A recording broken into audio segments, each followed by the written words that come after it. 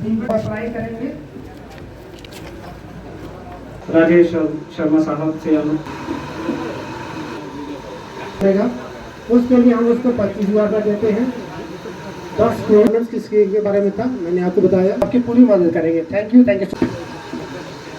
आपका बहुत बहुत आभार से अनुरोध करता हूं कि वे मंच पे आए और दूंगा। हम लोग बेसिकली ITI में हमारे पास 1 ईयर और 2 ईयर के कोर्सेज होते हैं, 1 साल और 2 साल के लिए। जैसे इलेक्ट्रिकल का हो गया, मैकेनिकल के हैं, प्लम्बिंग के हैं, वेल्डिंग के हैं, तो इस तरह से अलग अलग कोर्सेज हैं। गर्ल्स के लिए भी हैं, उसमें स्विंग टेक्नोलॉजी का है, फैशन डिज़ाइनिंग के कोर्सेज हैं, और उसकी एडमिशन के लिए जो है वो क्राइटेरिया है 10वीं और 8th। अपना काम करो तो उसके लिए ऑलरेडी काफ़ी। दूसरा ड्रग्स का मामला जेल नहीं था, ये सबको मालूम है, लेकिन आज ये जो ड्रग्स का मामला चल पड़ा है उसको कंट्रोल करना हमारा फर्ज है। मैं इस चीज़ को बहुत बुरा मानता हूँ। हम आपसे यही रिक्वेस्ट करते हैं कि मैं बहुत खुश हूँ कि मेरी 68 एज के बीच दूसरे DC साहब आए हैं इस गांव के अंदर। पहले मोहम्मद इकबाल साहब आए थे और दूसरे जनाब आए थे। इसलिए बाकी तो नशा मुक्त तो भाई ज़रूरी है। अगर नशा मुक्त है तो मैं आज 68 का जवान खड़ा हूँ, तो मेरे आगे 18 साल का बच्चा कुछ भी नहीं, क्योंकि वो मेरा एक थप्पड़ भी नहीं खा सकता है। तो मैं बहुत बहुत शुक्रिया करता हूँ अपने मनोज सिन्हा साहब का भी। पहले तो जिन्हें भी साढ़े चक दरब खान के लोग इतने आए थे, मैं थोड़ा थैंक्स करना, बड़ा थैंक्स करना कि इस गर्मी के मौसम तुम अपना टाइम अपना काम छड़िए इतने आए हो साड़ी रिक्वेस्ट पर। उसके बाद मैं एक्साइज डिपार्टमेंट का थैंक्स करता हूँ, कशिश और उसकी टीम को जिन्होंने ये प्रोग्राम ऑर्गेनाइज किया, और मैं अपने सारे ऑफिसर जो यहाँ पे आए हैं इनका भी थैंक्स करता हूँ। कि मैं 1-2 बातें आपको क्लियर करूँगा, उसके बाद कुछ नोट किए इश्यूज़ पे बोलना चाहूँगा। ये कोई हमारा पब्लिक दरबार टाइप जो हम ग्रीवेंसीज सुनने जाते हैं वो इशू नहीं था, वो वाला कैंप नहीं था, लेकिन फिर भी आपने जो इश्यूज़ रखे हैं मैंने नोट किए हैं, और सभी डिपार्टमेंट्स को हमने इसलिए बुलाया नहीं था। मैं इसलिए आपको स्पेसिफाई कर रहा हूँ कि ये ऐसे ग्रीवेंस वाला इशू नहीं हाँ, इसके लिए सारे महकमे नहीं आए थे। ये मैं थोड़ा नशा दे रिलेटेड एक्टिविटीज़ ही वो कंसर्न डिपार्टमेंट से बुलाया हूँ। फिर भी थोड़े इशू सारे नोट किए थे, उन पर अप्रोप्रिएट एक्शन कोशिश करके 1-2 तो होनी गल की मैं अफसर कन्नै कर देंगे, और बाकी जेह्ड़े मैं सबसिक्वेंटली जिया उनके अफसर कन्नै टेकअप करिए तो अस कर लगे। सबसिक्वेंटली अस थोड़ा पब्लिक दरबार भी जियां लगता ग्रीवेंस कैंप वो भी लाई देगे कुछ दिन, थोड़े सारे डिपार्टमेंट भी आएंगे ना, ऑन स्पॉट कुछ इशूज़ की रिजॉल्व करने की कोशिश कर। मैं जेह्ड़े साढ़े इत्थूं दे बच्चे न, जेह्ड़े यूथ न, साढ़ियां लेडीज़ न, मैं तुसेंगी एक चीज़ बोलना चाहगा। ये कैंप असें इस करियै लाया कि मैं एज DC कठुआ 10 महीने में आए थे, लेकिन मैं पिछले 10 साल तो जानना इस एरिए का नाम, और वो किस करियै जानना, जि'यां रमेश ने बोलिया कि इत्थे इलिसिट लिकर निकलती है। साढ़े ना कुछ एरियाज नॉमिनेट हो जाते, हाँ भाई इत्थे ये चीज़ होंदी है, ये होंदी है। क्या ये अच्छा लगेगा तुसें भी कि थोड़े ग्रां गी इस चीज़ कन्नै जोड़िया जंदा? ये कुसै भी अच्छा नहीं लगेगा। जोल्लै कोई साड़ी मीटिंगां होंदियां उत्थे आखदे जी कठुआ च प्रॉब्लम है, तो असेंगी बुरा लगता कि कठुआ के बारे च बोला दे। इ'यां गै जोल्लै चक दरब खान के बारे च बोलते होङन तुसेंगी बुरा लगता होना। मैं ये चीज़ भी समझना कि थोड़े कोल रोजगार के साधन नहीं है, और मैं जदों दा आए दा थोड़ा पुज्जने थोड़े तक टाइम लगी है, लेकिन जदों दा मैं आया दा मैं एक्साइज डिपार्टमेंट के पहले ETO है, मैं उन्हें भी बहुत बोलिया, लेकिन उनका भी कोई एक्शन होता नहीं। हाँ, मैं इस करिए कशिश का थैंक्स करना कि इन्हें थोड़ी देर ही हुई जाए, लेकिन इन्हें प्रोग्राम ऑर्गेनाइज किया। मैं एक्साइज महकमे बार बार बोलना कि बार बार थोड़ा लान तोड़ी है, या जिथे तो शराब कड्ढा दे भट्ठी थोड़ी तोड़ी है, वो काम नहीं होना। क्योंकि अगर अस घरा दे मेल की पकड़ लैगे तो फीमेल ने काम शुरू कर लेना, उनकी वाइफ भी अंदर करके बच्चे शुरू कर लेंगे, क्योंकि थोड़े कोल कोई सोर्स नहीं है। और मैं चीज़ समझना कि थोड़े कोल इनकम का सोर्स नहीं है।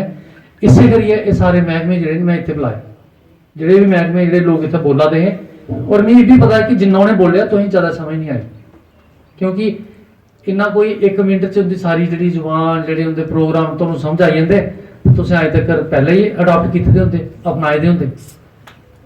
इस करिए मैं थोड़े कैंप होर लगागा, और उस तरीके कन्नै लगागा कि तुहानूं फायदा होए।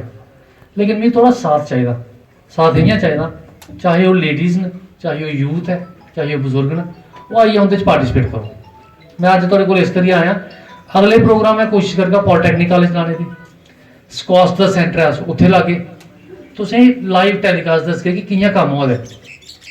तुस जित्थे अस तुसें रिक्वेस्ट करगे, मैं 2-4 बार थोड़े प्रोग्राम करना चाहगा, लेबर दे अस कुतै प्रोग्राम करी लैगे जेह्ड़े लेबर दी स्कीमां सनाइयां, तुस उत्थे आइयै पार्टिसिपेट करेओ, थोड़ी ज़्यादा जागरूकता होएगी। लेकिन एक चीज़ मैं इत्थे तुसें बोली जागा इसलै, क्योंकि ये टाइम चला दा एडमिशनस दा, जेह्ड़े बच्चे थोड़े ने 12वीं कीती है उन्हें सारे बच्चें गी पढ़ाओ, कुसै बच्चे ड्राप आउट नहीं होंदे हो।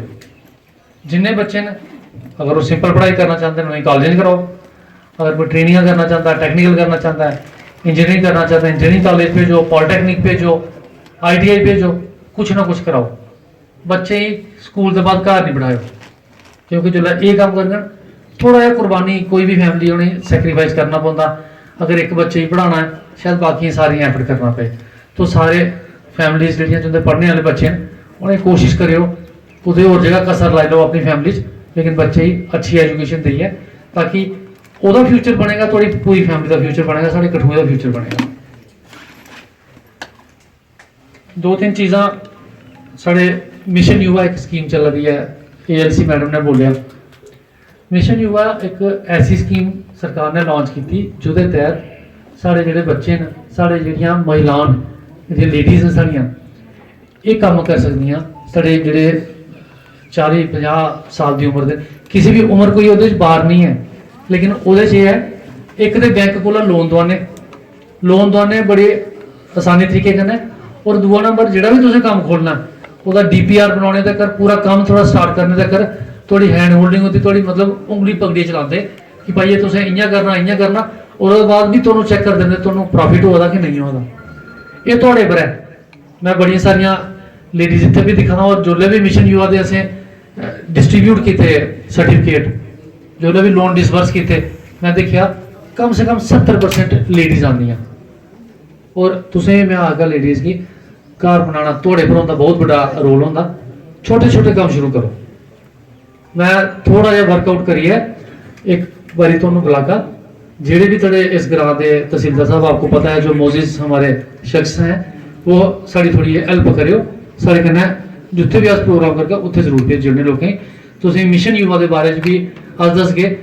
कुछ लेडीज़ न, रात असें मार्च महीने एक प्रोग्राम ऑर्गेनाइज किया, वो लेडीज़ गै बुलाइयां, और बलौर की एक लेडी है लाखों रुपया वो बिजनेस हो जाता, हीरा नगर की है, वो अपने आप च इन्ना कॉन्फिडेंट है, इन्ना काम करती है, वो आदि मेरे को पूरा नहीं होती डिमांड, तो ये वाले काम तुम भी कर सकते हो।